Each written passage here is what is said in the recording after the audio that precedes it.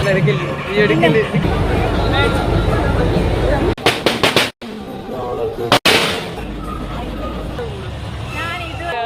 Kottayam town ഒന്ന് ജില്ലാകണമെന്നുണ്ടെങ്കിൽ തിരുനക്കരയപ്പൻ്റെ ഉത്സവം വന്നേ മതിയാവും.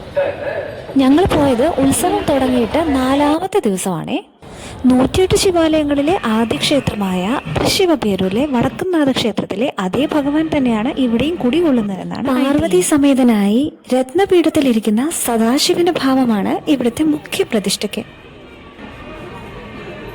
അത്യന്തം ശാന്തഭാവത്തിലുള്ള ഭഗവത് സാന്നിധ്യമാണ് ഇവിടെയുള്ളത്. വടക്കുംനാഥ ക്ഷേത്രത്തിന് ചുറ്റും തേക്കിൻകാട് മൈതാനം ഉള്ളതുപോലെ ഇവിടെ തിരുനക്കര മൈതാനം ഉണ്ട്. അങ്ങനെ ഞങ്ങൾ തൊഴുതിറങ്ങി. സ്റ്റേജിൽ ഏതോ ഗ്രൂപ്പിൻ്റെ ഡാൻസ് പെർഫോമൻസ് നടക്കുന്നുണ്ടായിരുന്നു. കുറച്ചു നേരം അതെല്ലാം ആസ്വദിച്ചങ്ങ് നിന്നു. ഉത്സവമല്ല, ഇതുപോലെ ഒരുപാട് കാഴ്ചകളുണ്ട്, ഒരുപാട് സ്റ്റോളുകളുണ്ട്. സാധനങ്ങളൊക്കെ ആൾക്കാർക്ക് വന്ന് കുറഞ്ഞ വിലയ്ക്ക് ഇഷ്ടം പോലെ വാങ്ങാം. ഒരു കണക്കിന് പറഞ്ഞാൽ ഇതുപോലെയുള്ള ഉത്സവങ്ങൾ കച്ചവടക്കാരുടെ ഉപജീവന മാർഗം കൂടെയാണ്. അങ്ങനെ അമ്പലമുറ്റത്തു നിന്ന് നമ്മൾ ഇറങ്ങി. അമ്പലമുറ്റത്തിന് പുറത്തുള്ള കാഴ്ചകളാണ് ഇത് എല്ലാം. ഇനി നമ്മൾ പോകുന്നത് നമ്മുടെ സ്വന്തം തിരുനക്കര മൈതാനത്തേക്കാണേ. ഞാനിങ്ങനെ എൻ്റെ ഫോണും പിടിച്ചുകൊണ്ട് അതുവഴി ഇതുവഴി നടക്കുമ്പോഴത്തേക്ക് ദേ വരുന്നു എൻ്റെ മുന്നിലേക്ക് ഒരു പോസുമായിട്ട് ഒരാൾ. ആരാണോ എന്തോ എനിക്കറിയില്ല, എന്തായാലും കൊള്ളാൻ കേട്ടോ, എനിക്കിഷ്ടപ്പെട്ടു. വിഷയത്തിൽ നിന്ന് ചെറുതായി ഒന്ന് തെന്നിമാറി നമുക്ക് ഉത്സവത്തിലോട്ട് തന്നെ വീണ്ടും വരാം. അങ്ങനെ കാഴ്ചകളെല്ലാം കണ്ട് മുന്നോട്ട് പോകുന്നതിനിടയ്ക്ക് ഒരു കുലുക്കി സർപ്പത്ത് കടയിൽ അഭ്യാസ പ്രകടനങ്ങൾ കുറച്ച് നേരം അങ്ങ് നിന്നുപോയി. ഈ സാധനം എനിക്ക് അത്ര വലിയ ഇഷ്ടമൊന്നും അല്ലെങ്കിലും ഉണ്ടാക്കുന്ന രീതി ഉണ്ടല്ലോ അടിപൊളിയാണ്. ഞാൻ എൻ്റെ ജീവിതത്തിൽ ഇതുവരെ ജയൻറ്റ് വീലിൽ കയറിയിട്ടേയില്ല.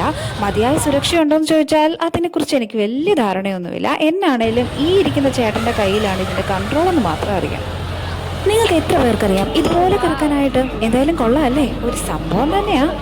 ഇതുപോലെ ഗെയിം കളിക്കാനായിട്ടുള്ള 1-2 സ്റ്റോളും കൂടെയൊക്കെ ഇവിടെ അറേഞ്ച് ചെയ്തിട്ടുണ്ടായിരുന്നു. പിന്നെ അതേ ഈ ആവി പറക്കുന്ന സ്ട്രീറ്റ് ഫുഡ് ഇവിടെ ഇരുന്ന് ഇത് കഴിക്കുമ്പോൾ ഒരു പ്രത്യേക രസമാണ്. ഞാൻ പറഞ്ഞില്ലേ, ഞങ്ങൾ കോട്ടയം ടൗണുകാർക്ക് ഒന്ന് ലൈവായി ഉഷാറാകണമെന്നുണ്ടെങ്കിൽ ഇതുപോലെ തിരുനക്കരയപ്പൻ്റെ ഉത്സവം തന്നെ വരണം. രാത്രി 10-10:30 മണിയായി. അപ്പോൾ വിശപ്പിൻ്റെ വിളി നാച്ചുറലായിട്ട് വരുമല്ലോ. അങ്ങനെ ഹോട്ടലിലോട്ട് ആഹാരം കഴിക്കാനായിട്ട് നമ്മൾ പോയി. ഫുഡും എല്ലാം കഴിച്ചു.